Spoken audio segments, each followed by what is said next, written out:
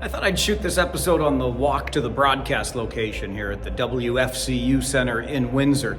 A few reasons. One, now you can see that walk to the broadcast location. I also wanted to talk a little bit about broadcasters, and I don't think the lighting's going to be all that great. It's kind of dimly lit where we broadcast from here, but that's good because my inner filmmaker wants to be sure that the point of this gets across. I want to shine a spotlight on some other people deservingly in this episode. So I'm thinking back as we start the playoffs onto the season that's been, and there have been some milestones recognized in the Ontario Hockey League. A couple of head trainer, equipment managers, Brian Miller in Peterborough, 2,000 games, 1,500 of them here in the O, and Dan Liebold, 2,000 as well with Sudbury and Kitchener. I think the next time we're doing something like that, recognizing a trainer and equipment manager, it's going to be Brian Boyes from Oshawa, and I'll bet you the number we recognize there is 3,000. There have been some people doing some great work in this league for a long time. And on the broadcast side, one of them right here in Windsor, where Steve Bell, who's an absolute beauty,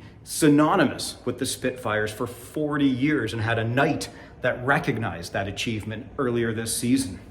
I'm thinking of Lee Cunningham in Sarnia, who broadcast for London and Saginaw and North Bay and now in Sarnia. They'll stop in Windsor in there as well, if I'm not mistaken. 1,500 games called in this league. And make a little note of this, next season, when the Kingston Frontenacs play game number 14, that'll be game number 3,000 of Jimmy Gilchrist's radio broadcasting career of OHL games. A remarkable achievement.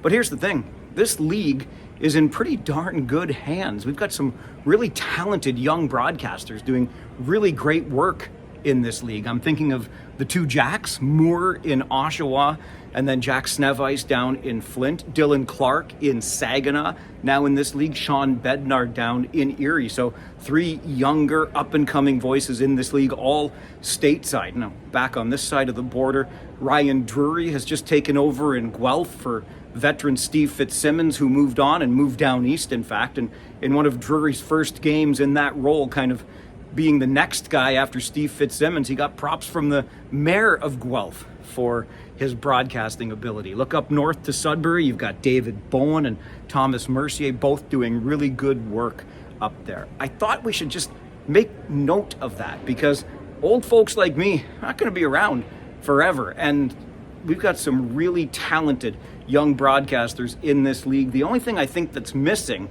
is maybe a few more women. So, hey, talk to those women in your life and see if there's a place for them in the Ontario Hockey League. I'm sure there's plenty of room as we turn over to the next generation of voices that will fill your ears and cover this great game that we love so much. I'm Farwell. It's Friday, and it's playoffs. We'll see you at the rink.